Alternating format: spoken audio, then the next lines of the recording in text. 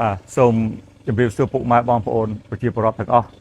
ប្រហែលថ្ងៃនេះខ្ញុំបានសង្កេតឃើញមានការបញ្ចេញមតិយ៉ាងផុសផុសពាក់ព័ន្ធជាមួយនឹងព្រឹត្តិការណ៍ប៉ះគ្នាដោយអំពើហិង្សាមែនទែនទៅអាចនិយាយបានថាបងប្អូនប្រជានេសាទមួយចំនួនមកពីភូមិថ្មីខ្លះមកពីក្រៅតំបន់នោះខ្លះមកប៉ះ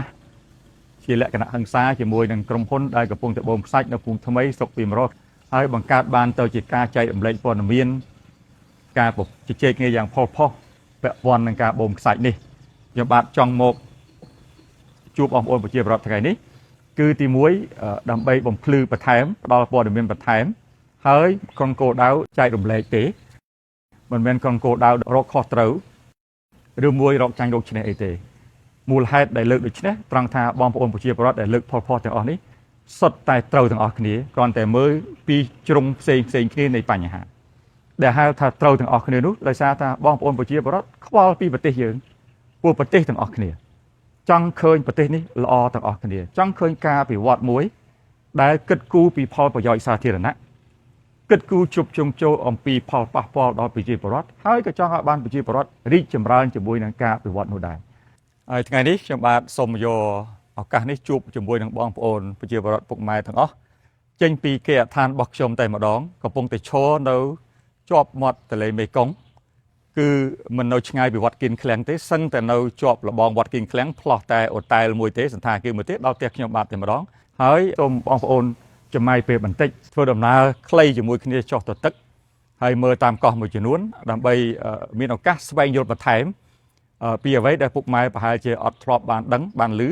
ហើយនេះសង្ឃឹមថាជាព័ត៌មានបន្ថែមដើម្បីពុកម៉ែយកទៅគិតគូរថ្លឹងថ្លែងពិភាក្សាហើយចូលរួមចំណែកក្នុងការផ្ដល់មតិបន្ថែមទៀតដើម្បីឲ្យការអភិវឌ្ឍប្រទេសយើងទៅមុខនេះកាន់តែឆ្លើយតប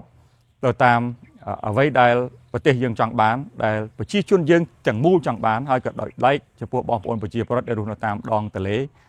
ដងព្រែកដងស្ទឹងឬមួយក៏ដៃព្រែកសមុទ្រឬមួយក៏ច្រាំងសមុទ្រផងដែរបាទសូមអរគុណសូមអញ្ជើញជាមួយគ្នាបាទ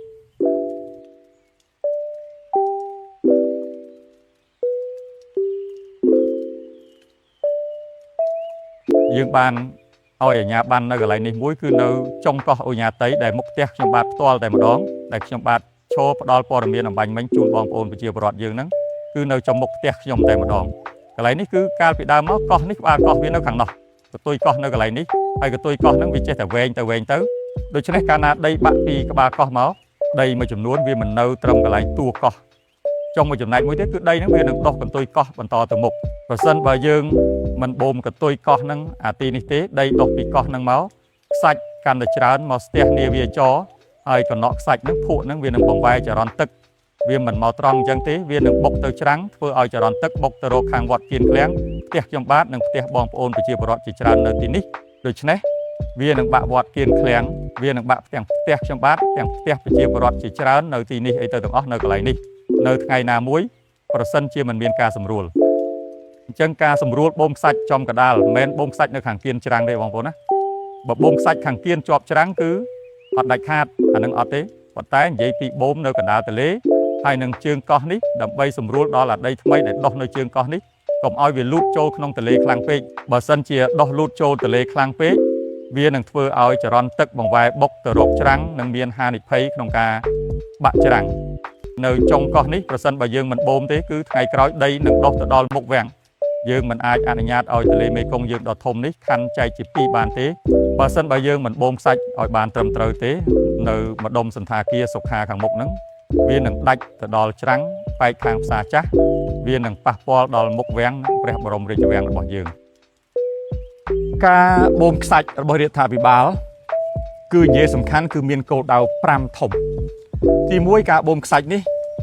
មិនមែនគោលដៅចម្បងដើម្បីយកចំណូលតែមួយមុខនោះទេចំណុចទី1សំខាន់នៃការបូមខ្សាច់របស់រដ្ឋាភិបាលគឺដើម្បីជាពិសេសការបូមខ្សាច់នៅតាមទន្លេដូចជាទន្លេមេគង្គដូចជាកន្លែងស្ទឹងធំព្រែកឬដៃទន្លេធំ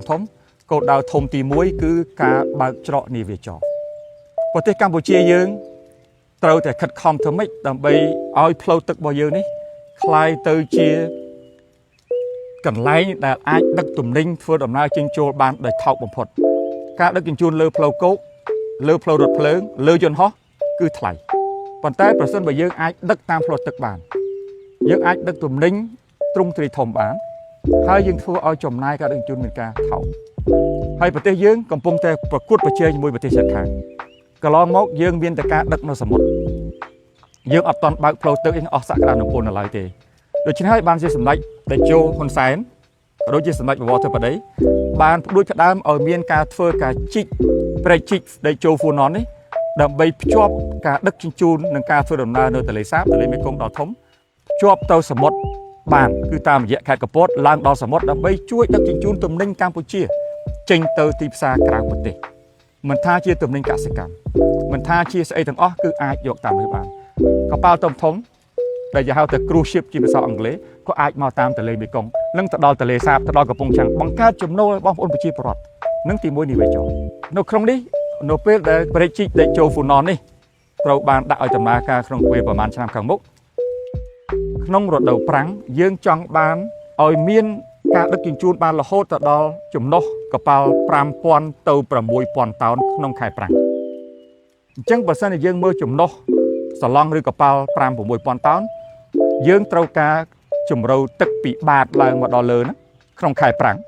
យ៉ាងតិចក៏ត្រូវការ8ម៉ែត្រនៅបច្ចុប្បន្ននេះភាគច្រើននៃទន្លេមេគង្គរបស់យើងអត់មានជំរៅដែលអនុញ្ញាតឲ្យធ្វើទិវាចរបាននៅក្នុងខែប្រាំងក្នុងខ្លងមួយទូលាយកប៉ាល់ធំអាចចូលបាន8ម៉ែត្រនោះទេទន្លេសាបកាន់តែពិបាកដែលធ្វើឲ្យ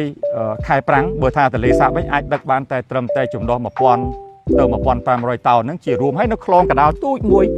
បន្តិចទេតែផុតពីគីឡូហ្នឹងក៏គៀងដែរគោលដៅទី2ការបូមខ្សាច់ជាលក្ខណៈយុទ្ធសាស្ត្រមួយចំនួនដែលគេបានគិតគូរជាមុនគឺត្រូវជួយសម្រួលដល់ការការពារហេដ្ឋារចនាសម្ព័ន្ធរាប់ទាំងផ្លូវសាធារណៈផ្លូវជាតិផ្លូវលំហើយនឹងលំនៅឋានបងប្អូនប្រជាពលរដ្ឋនៅក្នុងគោលដៅទី2ដដែលហ្នឹងគឺចង់បានការបូមខ្សាច់មួយចំនួនដែលមានការគិតជាមុនច្បាស់លាស់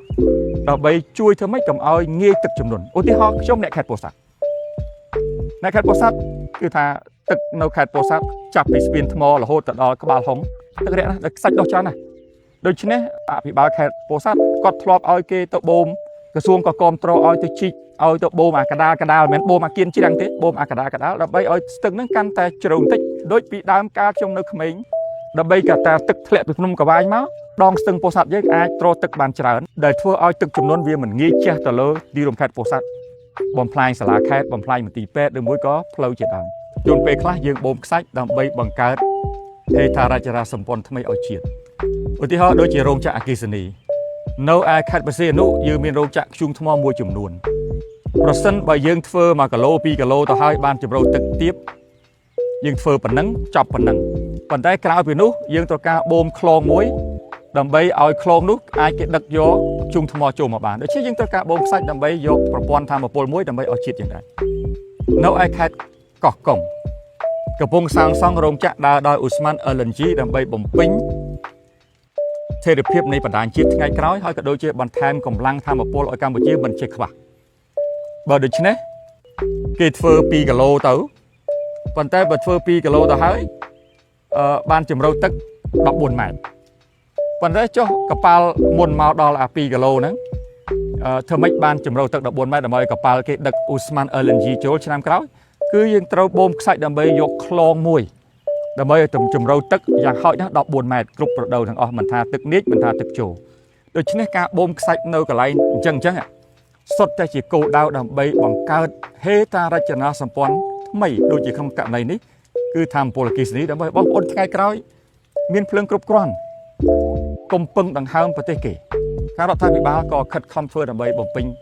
នៅសេចក្តីប្រាថ្នានិងបំណងប្រាថ្នារបស់បងប្អូនប្រជាពលរដ្ឋសម្រាប់ថ្ងៃអនាគតនៅលើវាឯម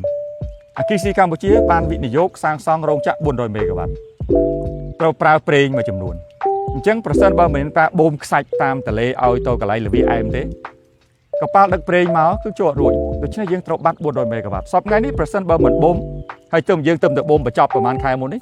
ប្រសិនបើមិនបើកខ្លងនោះទេអគ្គិសនីកម្ពុជាត្រូវបញ្ឈប់រោងចក្រ400មេហ្គាវ៉ាត់គឺចំពេលដែលប្រជាជាតិកម្ពុជាយើងកំពុងតែជួបវិបត្តិប្រេងពីចកមជ្ឈិមបូព៌ាដែលយើងកំពុងតែដោះស្រាយបច្ចុប្បន្ននេះដូច្នេះប្រសិនបើមិនស្ដារខ្លងឲ្យកប៉ាល់ចូល ខ្វះភ្លើងបាត់អញ្ចឹងការបូមខ្សាច់នេះវាឲ្យផលទៅអញ្ចឹងហើយបន្ទាប់ពីបូមហើយបានការរីកចម្រើនហើយក៏ខ្សាច់ដែលយកបានមកនេះមិនយកទៅបោះចោលទេមិនយកទៅចែកនេះទេយកទៅលក់គឺក្រុមហ៊ុនគេបូមហ្នឹងយកទៅលក់ហើយយើងយកចំណូលនេះមកដាក់ថវិកាជាតិដែលផលប្រយោជន៍យើងនឹងឃើញថាបានប្រើទៅអីខ្លះដើម្បីប្រើប្រាស់នៅផលប្រយោជន៍នេះ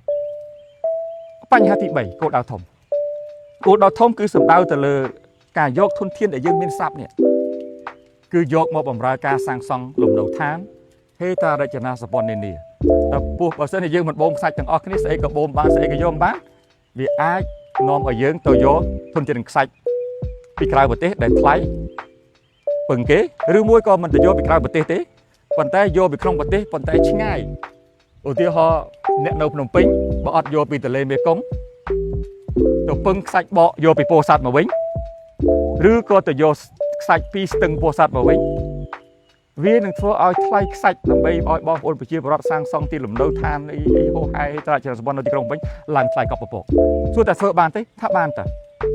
យើងអាចបិទភ្លាមនៅភ្នំពេញនេះប៉ុន្តែបងប្អូនអ្នកភ្នំពេញត្រូវទៅយកខ្សាច់ពីពោធិ៍សាត់ឧទាហរណ៍ចាំយកខ្សាច់ស្ទឹងឬខ្សាច់បកពីវាលស្រែមកហើយយកមកធ្វើសំណង់អញ្ចឹងឡើងថ្លៃហើយសួរថាបងប្អូនប្រជាពលរដ្ឋចង់បានខ្សាច់ឡើងថ្លៃអត់ទេរដ្ឋាភិបាលក៏អត់ចង់ដែររដ្ឋាភិបាលចង់ឲ្យបងប្អូនទាំងថ្មទាំងខ្សាច់ហ្នឹងឲ្យធូរថ្លៃដើម្បីបងប្អូនប្រជាពលរដ្ឋអាចយកទៅសាងសង់លំនៅឋានឬក៏វិនិយោគទៅលើរោងចក្រអីវាធូរថ្លៃនេះជាគោលដៅរបស់រដ្ឋាភិបាលនេះជាគោលដៅទី3គោលដៅទី4ការបូមខ្សាច់នេះផងដែរ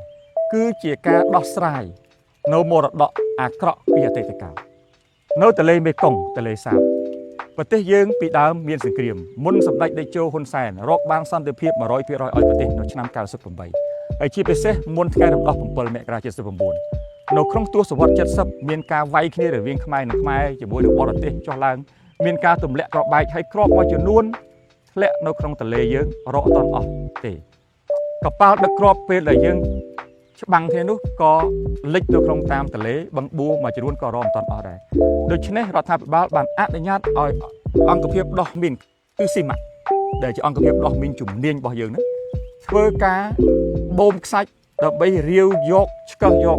គ្រាប់មិនទាន់ផ្ទុះជាច្រើនពួកយើងមានកាតព្វកិច្ចបើសិនបើនាវាចរពីបរទេសដឹកទំនិញឆ្លងកាត់ទន្លេមេគង្គមកចូលដល់ទន្លេមេគង្គយើងឬទេសចរពីក្រៅប្រទេសយើងជារដ្ឋអធិបតេយ្យយើងទៅធានាថាទន្លេយើងមានសុវត្ថិភាពមានចម្រោះទឹកគ្រប់គ្រាន់ឲ្យគេធ្វើនាវាចរហើយមានសុវត្ថិភាពអត់មានគ្រាប់ផ្ទុះពីក្រៅមកដូច្នេះនេះជាគោលដៅទី4ក្នុងការធ្វើឲ្យដងទន្លេយើងសុខសុវត្ថិភាពជាពិសេសសុខសុវត្ថិភាពចេញពីមរតកអាក្រក់ពីសង្គ្រាមដែលតាំងពីយូរហើយយើងត្រូវដោះស្រាយជាបន្តចុងក្រោយគឺការធ្វើកិច្ចការទាំងអស់នេះក៏វានឹងផ្ដល់ចំណូលឲ្យរដ្ឋាភិបាលហើយសួរថាចុះចំណូលដែលយើងបានពីសួយសារផងពីពន្ធដារផងពីពន្ធកុយផងយកទៅដាក់ថវិកាជាតិនឹងយកទៅធ្វើអីរដ្ឋាភិបាលយកចំណូលនេះទៅដាក់រួមក្នុងថវិកាជាតិទៅជួយវិស័យការពារជាតិជួយវិស័យអប់រំធ្វើសាលាបន្ថែមទិញថ្នាំសង្កូវឲ្យបងប្អូនព្យាបាលនៅតាមភូមិធំបន្ថែមតាមរយៈយន្តការសម្ដេចទឹកបដីដែលដាក់ចេញថ្មីបង្កើនថវិកាសម្រាប់ទិញថ្នាំលើសឈាមថ្នាំទឹកនោមផ្អែមថ្នាំអីមួយចំនួនដើម្បីជួយបងប្អូនយើងគឺធ្វើហេដ្ឋារចនាសម្ព័ន្ធដូចជាផ្លូវលំផ្លូវជាតិជាដើមដើម្បីជួយប្រទេសយើងឲ្យមានការអភិវឌ្ឍបន្ថែមទៀតដោយបានគោរពជម្រាបជូនបងប្អូនប្រជាពលរដ្ឋពុកម៉ែទាំងអស់អំពីភាពចាំបាច់មួយចំនួនក្នុងការសម្រួលផ្លូវទឹករបស់យើងមិនថាការបូមខ្សាច់យកដីល្បប់ឬក៏ដីកកស្ទះមួយចំនួនដើម្បីការអភិវឌ្ឍនិងការរីកចម្រើនរបស់កម្ពុជាទៅមុខប៉ុន្តែក្រសួងជាប់បានផ្ទាល់ទទួលស្គាល់ឲ្យបានលឺនៅការបារម្ភទាំងឡាយរបស់បងប្អូនប្រជាពលរដ្ឋហើយសុទ្ធតែជាការបារម្ភត្រឹមត្រូវដែលក្រសួងនិងស្ថាប័នពាក់ព័ន្ធត្រូវយកទៅធ្វើការថ្លឹងថ្លែងជាបន្តដើម្បីមើលការខ្វះខាតទាំងឡាយណាដែលអាចមានជាយថាហេតុដើម្បីធានាថាបប្រតិបត្តិការបូមខ្សាច់ពីស្ទឹងទន្លេបឹងបួរទាំងអស់ត្រូវគោរពតាមបទដ្ឋានវិទ្យាសាស្ត្របច្ចេកទេសត្រឹមត្រូវហើយត្រូវមានយន្តការគ្រប់គ្រងមួយដើម្បីធានាថាបន្ទាប់ពីបានគោរពបទដ្ឋានទាំងអស់នោះហើយចំណូលដែលបានមកពីបប្រតិបត្តិការរ៉ែទាំងនោះត្រូវចូលដល់ថវិកាជាតិដើម្បីបម្រើដល់ការអភិវឌ្ឍពិតប្រាកដមិនអនុញ្ញាតឲ្យអ្នកណាម្នាក់ខុបខិតបលែមបឡំយកចំណូលនេះទៅដាក់ហោប៉ៅរបស់ខ្លួនខុសច្បាប់នោះទេដូច្នេះក្រសួងរាយធម្មពលនឹងធ្វើការយ៉ាងជិតស្និទ្ធ ក្នុងក្របខ័ណ្ឌវិជាគទេសជាមួយក្រសួងធនធានទឹកនិងឧតុនិយមក្រសួងបរិស្ថានក្រសួងសាធារណការដឹកជញ្ជូនក្រសួងសេដ្ឋកិច្ចនិងហិរញ្ញវត្ថុដែលក្នុងនោះមានអគ្គនាយកដ្ឋានពន្ធដារអគ្គនាយកដ្ឋានកនិងរដ្ឋកហើយជាពិសេសជាមួយអង្គភាពប្រឆាំងអំពើពុករលួយរួមគ្នាជាទ្រង់មួយដើម្បីពិនិត្យទាំងបទដ្ឋានវិជាគទេសឡើងវិញក៏ដូចជាការគ្រប់គ្រងនៃការគៀងគរចំនួនក្នុងវិស័យឡើងវិញហើយបន្ថែមទៅទៀតក៏សន្យាក្នុងការធ្វើការយ៉ាងជិតស្និទ្ធជាមួយនឹងអាជ្ញាធរមូលដ្ឋានបងប្អូនប្រជាពលរដ្ឋនៅកន្លែងណាដែលមានការឋានបូមខ្សាច់យកដីល្បប់ពីបឹងបួរទន្លេគឺដំណើរការនៃការព្រោះយោបល់ក៏ដូចជាដាក់យន្តការរួមក្នុងការអនុវត្តគឺមានតម្លាភាពហើយសូមបងប្អូនប្រជាពលរដ្ឋចូលរួមសហការក្នុងការតាមដានហើយនឹងផ្ដល់មតិឲ្យជាពិសេសអាចធ្វើការប្តឹងផ្ដល់ប្រសិនបើមានយន្តការណាមួយដាក់ទៅហើយសង្កេតឃើញថាយន្តការទាំងនោះមិនអនុវត្តតាមអ្វីដែលបានដាក់ចុះគឺសូមអញ្ជើញទូរស័ព្ទបក hotline ខាងក្រោមនេះដើម្បីឲ្យយើងខ្ញុំទទួលបានហើយនឹងចុះធ្វើអន្តរាគមន៍ដោយផ្ទាល់24ម៉ោងលើ24ម៉ោងសូមអរគុណដល់បងប្អូនប្រជាពលរដ្ឋចំពោះការតិចទៀនការចូលរួមមតិកន្លងមកក្នុងន័យដើម្បីធ្វើឲ្យប្រទេសយើងកាន់តែមានការរីកចម្រើនសូមគោរពអរគុណ